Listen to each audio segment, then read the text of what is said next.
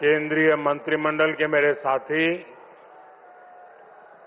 नितिन गडकरी जी, हरियाणा के मुख्यमंत्री नायब सिंह सैनी जी, दिल्ली के उपराज्यपाल विनय सक्सेना जी, दिल्ली की मुख्यमंत्री बहन रेखा गुप्ता जी,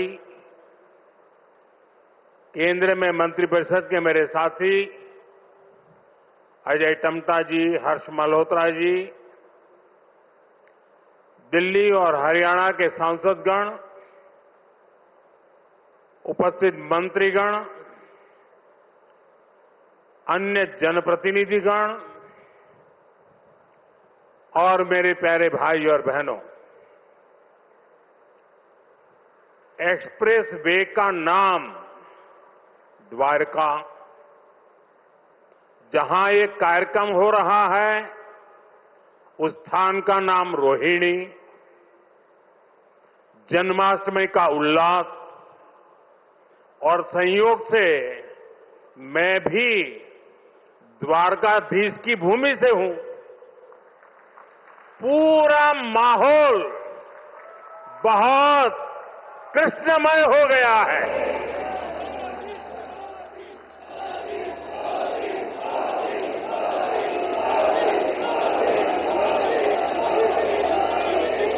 साथियों, अगस्त का ये महीना आजादी के रंग में, क्रांति के रंग में रंगा होता है। आजादी के इसी महोत्सव के बीच आज देश की राजधानी दिल्ली देश में हो रही विकास क्रांति की साक्षी बन रही है। थोड़ी देर पहले दिल्ली को द्वारका एक्सप्रेसवे और अर्बन एक्सटेंशन रोड की कनेक्टिविटी मिली है। इससे दिल्ली के, गुरुग्राम के, पूरे एनसीआर के लोगों की सुविधा बढ़ेगी। दफ्तर आना जाना, फैक्ट्री आना जाना और आसान होगा। सभी का समय बचेगा। जो व्यापारी, कारोबारी वर्ग है, जो हमारे किसान हैं, उनको विशेष लाभ होने वाला है। दिल्ली एनसीआर के सभी लोगों को इस आधुनिक सड़कों के लिए, आधुनिक इंफ्रास्ट्रक्चर के लिए बहुत बहुत बधाई देता हूं। साथियों, परसों 15 अगस्त को लाल किले से मैंने देश की अर्थव्यवस्था, देश की आत्मनिर्भरता और देश के आत्मविश्वास पर विश्वास से बात की है। आज का भारत क्या सोच रहा है, उसके सपने क्या है, संकल्प क्या है, ये सब कुछ आज पूरी दुनिया अनुभव कर रही है। और साथियों, दुनिया जब भारत को देखती है, परखती है, तो उसकी पहली नजर हमारी राजधानी पर पड़ती है, हमारी दिल्ली पर पड़ती है। इसलिए दिल्ली को हमें विकास का ऐसा मॉडल बनाना है जहां सभी को महसूस हो कि हां, ये विकसित होते भारत की राजधानी है। साथियों, बीते 11 साल से केंद्र में भारतीय जनता पार्टी की सरकार ने इसके लिए अलग अलग स्तरों पर निरंतर काम किया है। अब जैसे कनेक्टिविटी का विषय ही है, दिल्ली एनसीआर की कनेक्टिविटी में बीते दशक में अभूतपूर्व सुधार हुआ है। यहां आधुनिक और चौड़े एक्सप्रेस वे हैं। दिल्ली एनसीआर मेट्रो नेटवर्क के मामले में दुनिया के सबसे बड़े नेटवर्क इलाकों में से एक है। यहां नमो भारत जैसा आधुनिक रैपिड रेल सिस्टम है। यानी बीते 11 वर्षों में दिल्ली एनसीआर में आना जाना पहले के मुकाबले आसान हुआ है। साथियों, दिल्ली को बेहतरीन शहर बनाने का जो बीड़ा हमने उठाया है वो निरंतर जारी है। आज भी हम सभी इसके साक्षी बने हैं। द्वारका एक्सप्रेस वे हो या फिर अर्बन एक्सटेंशन रोड, दोनों सड़कें शानदार बनी है। पेरिफेरल एक्सप्रेसवे के बाद अब अर्बन एक्सटेंशन रोड से दिल्ली को बहुत मदद मिलने वाली है। साथियों, अर्बन एक्सटेंशन रोड की एक और विशेषता है, ये दिल्ली को कूड़े के पहाड़ों से भी मुक्त करने में मदद कर रही है। अर्बन एक्सटेंशन रोड को बनाने में लाखों टन कचरा काम में लाया गया है। यानी कूड़े के पहाड़ को कम करके उसे वेस्ट मटेरियल का इस्तेमाल सड़क बनाने में किया गया है और वैज्ञानिक तरीके से किया गया है। यहां पास में ही भलसवा लैंडफिल स्पा साइट है। यहां आसपास जो परिवार रहते हैं उनके लिए कितनी समस्या है ये हम सभी जानते हैं। हमारी सरकार ऐसी हर परेशानी से दिल्ली वालों को मुक्ति दिलाने में जुटी हुई है। साथियों, मुझे खुशी है कि रेखा गुप्ता जी के नेतृत्व में दिल्ली की भाजपा सरकार यमुना जी की सफाई में भी लगातार जुटी हुई है। मुझे बताया गया कि यमुना से इतने कम समय में 16 लाख मैट्रिक टन सील्ड हटाई जा चुकी है।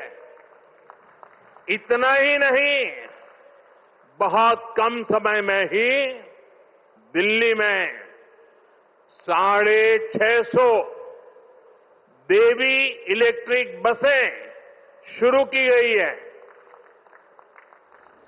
और इतना ही नहीं, भविष्य में भी इलेक्ट्रिक बसें एक बहुत बड़ी मात्रा में करीब करीब 2000 का आंकड़ा पार कर जाएगी। ये ग्रीन दिल्ली, क्लीन दिल्ली के मंत्र को और मजबूत करता है। साथियों, राजधानी दिल्ली में कई वर्षों के बाद भाजपा सरकार बनी है। लंबे अरसे तक हम दूर दूर तक भी सत्ता में नहीं थे और हम देखते हैं कि पिछली सरकारों ने दिल्ली को जिस प्रकार से बर्बाद किया, दिल्ली को ऐसे गड्ढे में गिरा दिया था। मैं जानता हूं भाजपा की नई सरकार को लंबे अरसे से मुसीबतों बढ़ती जो गई थी उसमें से दिल्ली को बाहर निकालना कितना कठिन है। पहले तो वो गड्ढा भरने में ताकत जाएगी और फिर बड़ी मुश्किल से कुछ काम नजर आएगा। लेकिन मुझे भरोसा है दिल्ली में जिस टीम को आपने चुना है वो मेहनत करके पिछले कई दशकों से जो समस्याओं से गुजरे रहे हैं उसमें से दिल्ली को बाहर निकाल के रहेंगे। साथियों, ये सहयोग भी पहली बार बना है जब दिल्ली में हरियाणा में, यूपी और राजस्थान, चारों तरफ भाजपा सरकार है। ये दिखाता है इस पूरे क्षेत्र का कितना आशीर्वाद भाजपा पर है, हम सभी पर है। इसलिए हम अपना दायित्व समझकर दिल्ली एनसीआर के विकास में जुटे हैं। हालांकि कुछ राजनीतिक दल हैं जो जनता के इस आशीर्वाद को अभी भी पचा नहीं पा रहे। वो जनता के विश्वास और जमीनी सच्चाई दोनों से बहुत कट चुके हैं, दूर चले गए हैं। आपको याद होगा कुछ महीने पहले किस तरह दिल्ली और हरियाणा के लोगों को एक दूसरे के खिलाफ खड़ा करने की, दुश्मनी बनाने की साजिश रची गई। ये तक कह दिया गया कि हरियाणा के लोग दिल्ली के पानी में जहर मिला रहे हैं।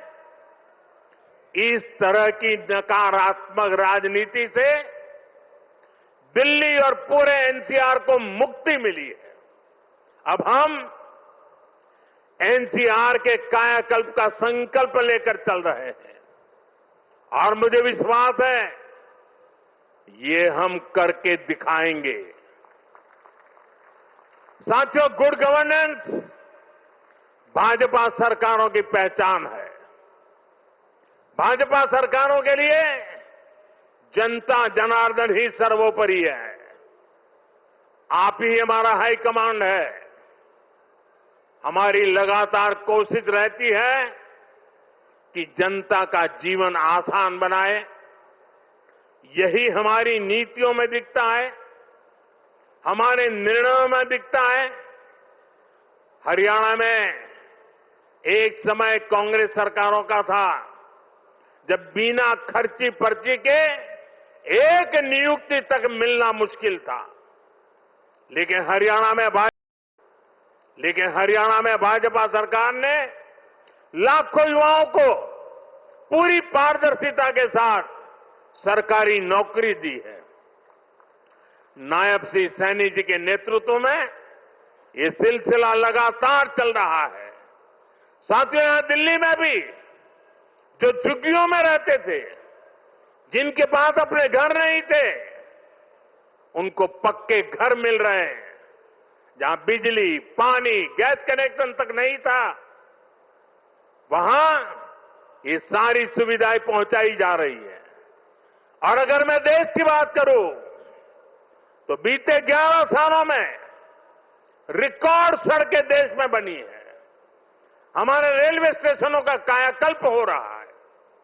वंदे भारत जैसी आधुनिक ट्रेनें गर्व से भर देती है। छोटे छोटे शहरों में एयरपोर्ट बन रहे हैं। एनसीआर में ही देखिए कितने सारे एयरपोर्ट हो गए। अब हिंडन एयरपोर्ट से भी फ्लाइट कई शहरों को जाने लगी है। नोएडा में एयरपोर्ट भी बहुत जल्द बनकर तैयार होने वाला है। साथियों, ये तभी संभव हुआ है जब बीते दशक में देश ने पुराने तौर तरीकों को बदला है। देश को जिस स्तर का इंफ्रास्ट्रक्चर चाहिए था, जितनी तेजी से बनना चाहिए था, वो अतीत में नहीं हुआ। अब जैसे हमारा ईस्टर्न और western peripheral expressway, Delhi NCR को इसकी जरूरत कई दशकों से महसूस हो रही थी। यूपीए सरकार के दौरान इसको लेकर फाइलें चलनी शुरू हुई। लेकिन काम तब शुरू हुआ जब आपने हमें सेवा करने का अवसर दिया।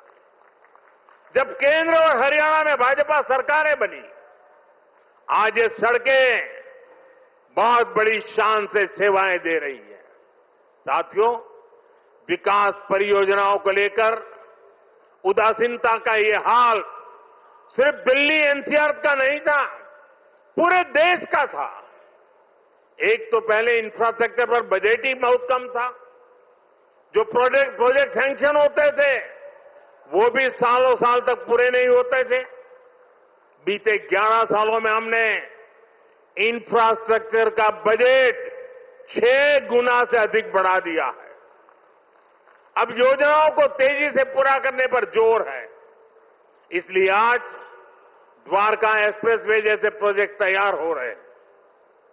और भाइयों बहनों, ये जो इतना सारा पैसा लग रहा है, इससे सिर्फ सुविधाएं नहीं बन रही है, ये परियोजनाएं बहुत बड़ी संख्या में रोजगार भी बना रही है। जब इतना सारा कंस्ट्रक्शन होता है तो इसमें लेबर से लेकर इंजीनियर तक लाखों साथियों को काम मिलता है। जो कंस्ट्रक्शन मटेरियल यूज होता है उससे जुड़ी फैक्ट्रियों में, दुकानों में नौकरियां बढ़ती है। ट्रांसपोर्ट और लॉजिस्टिक्स में रोजगार बनते हैं। साथियों, लंबे समय तक जिन्होंने सरकारें चलाई है, उनके लिए जनता पर शासन करना ही सबसे बड़ा लक्ष्य था। हमारा प्रयास है जनता के जीवन से सरकार का दबाव और दखल दोनों समाप्त करें। पहले क्या स्थिति थी, इसका एक और उदाहरण मैं आपको देता हूं। दिल्ली में, ये सुनकर के आप चौंक जाएंगे, दिल्ली में हमारे जो स्वच्छता मित्र है, साफ सफाई के काम में जुटे साथी हैं, ये सभी दिल्ली में बहुत बड़ा दायित्व निभाते हैं। सुबह उठते ही पहले उनको थैंक यू करना चाहिए। लेकिन पहले की सरकारों ने इन्हें भी जैसे अपना गुलाम समझ रखा था। मैं इन छोटे छोटे मेरे सफाई में बंधुओं की बात कर रहा हूं। ये जो लोग सर पे संविधान रख करके नाचते हैं ना, वो संविधान को कैसे कुचलते थे, वे बाबा साहब की भावनाओं को कैसे दगा देते थे, मैं आज वो सच्चाई आपको बताने जा रहा। आप, मैं कहता हूं, सुनकर सन्न रह जाएंगे। मेरे सफाई कर्मी भाई बहन जो दिल्ली में काम करते हैं, उनके लिए एक खतरनाक कानून था इस देश में।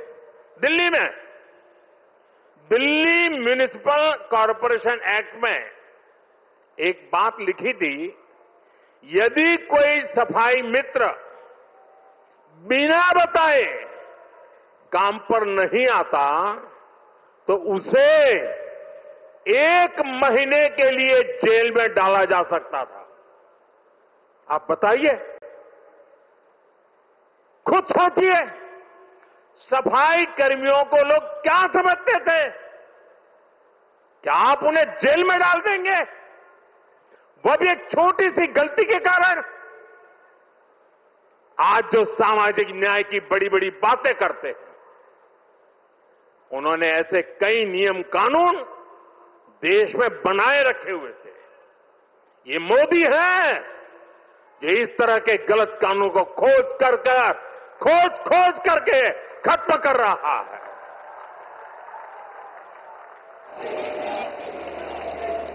हमारी सरकार है तो सैकड़ों कानूनों को समाप्त कर चुकी है और ये अभियान लगातार जारी है। साथियों, हमारे लिए रिफॉर्म का मतलब है सुशासन का विस्तार। इसलिए हम निरंतर रिफॉर्म पर बल दे रहे हैं। आने वाले समय में हम अनेक बड़े बड़े रिफॉर्म्स करने वाले हैं ताकि जीवन भी और बिजनेस भी सब कुछ और आसान हो।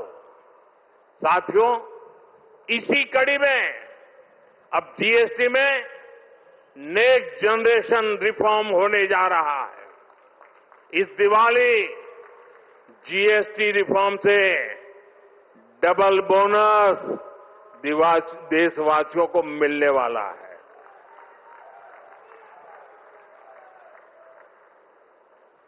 हमने इसका पूरा प्रारूप राज्यों को भेज दिया है।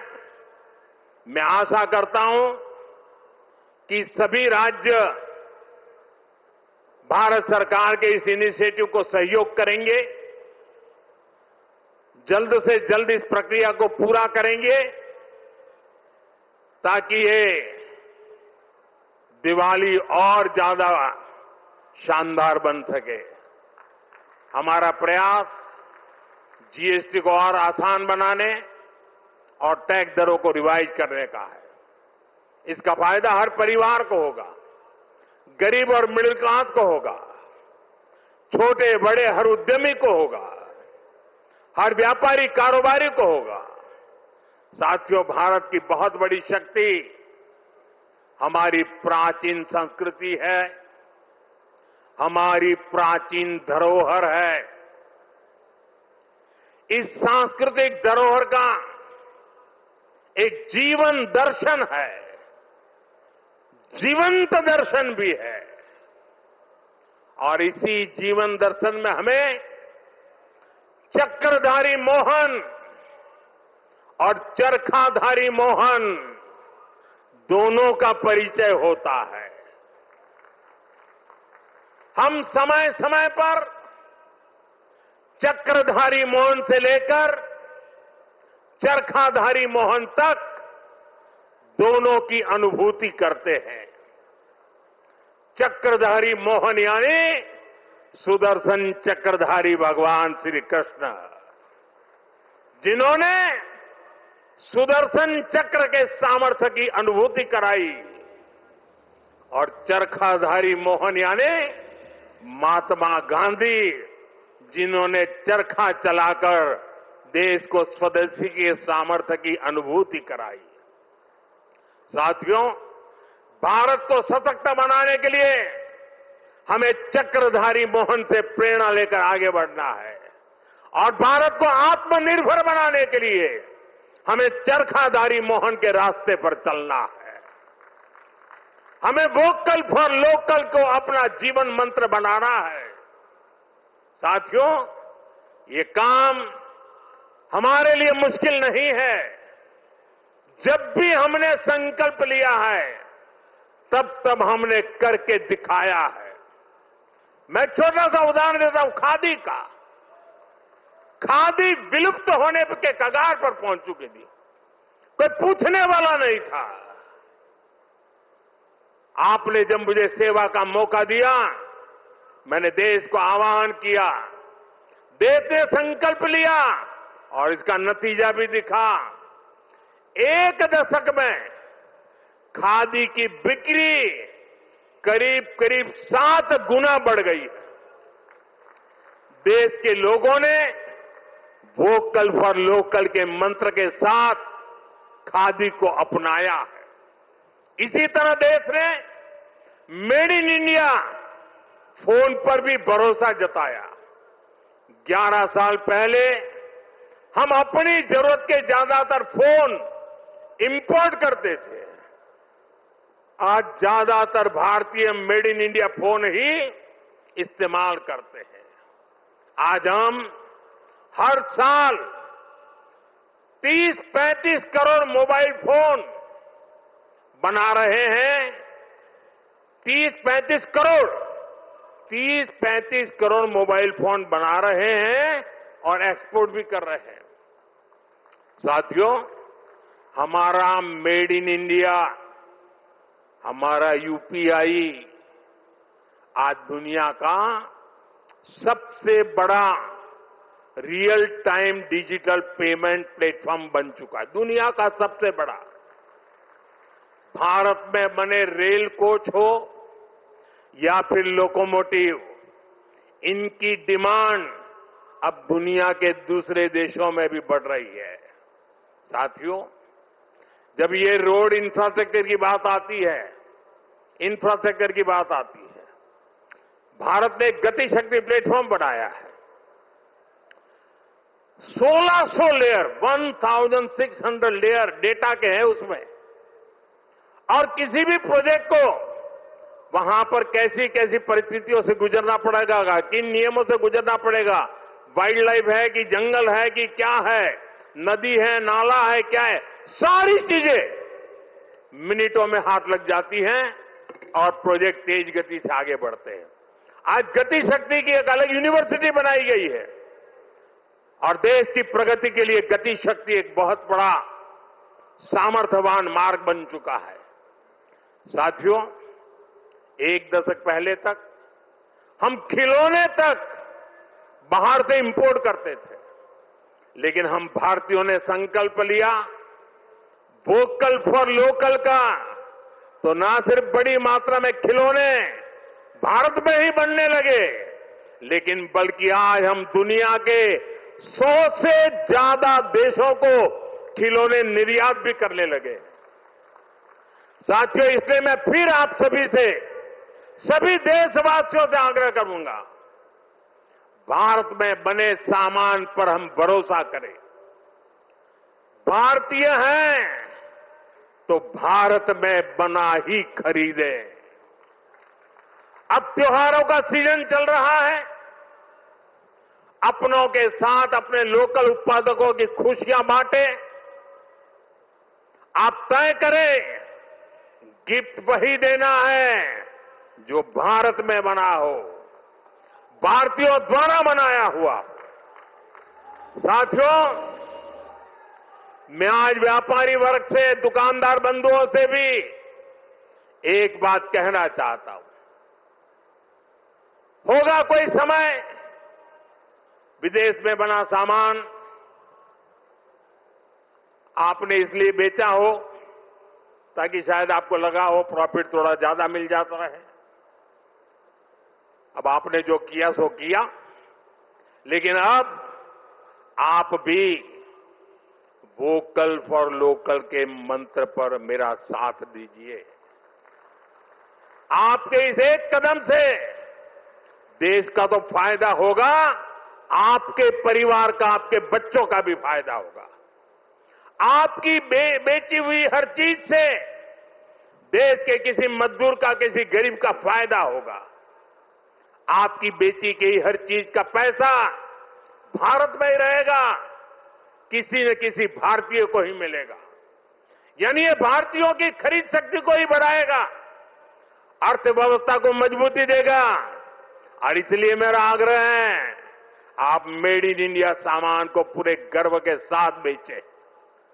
साथियों, दिल्ली आज एक ऐसी राजधानी बन रही है जो भारत के अतीत का भविष्य के साथ साक्षात्कार भी कराती है। कुछ दिन पहले ही देश को नया सेंट्रल सेक्रेटरिएट, कर्तव्य भवन मिला है। नई संसद बन चुकी है। कर्तव्य पथ नए रूप में हमारे सामने है। भारत मंडपम और यशोभूमि जैसे आधुनिक कॉन्फ्रेंस सेंटर था दिल्ली की शान बढ़ा रहे हैं।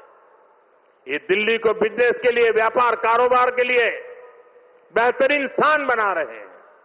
मुझे विश्वास है इन सभी के सामर्थ्य और प्रेरणा से हमारी दिल्ली दुनिया की बेहतरीन राजधानी बनकर उभरेगी। इसी कामना के साथ एक बार फिर इन सभी विकास कार्यों के लिए आप सबको, दिल्ली को, हरियाणा को, राजस्थान को, उत्तर प्रदेश को, पूरे इस क्षेत्र का विकास होने जा रहा है। मैं बहुत बहुत शुभकामनाएं देता हूं, बहुत बहुत बधाई देता हूं। आप सबका बहुत बहुत धन्यवाद।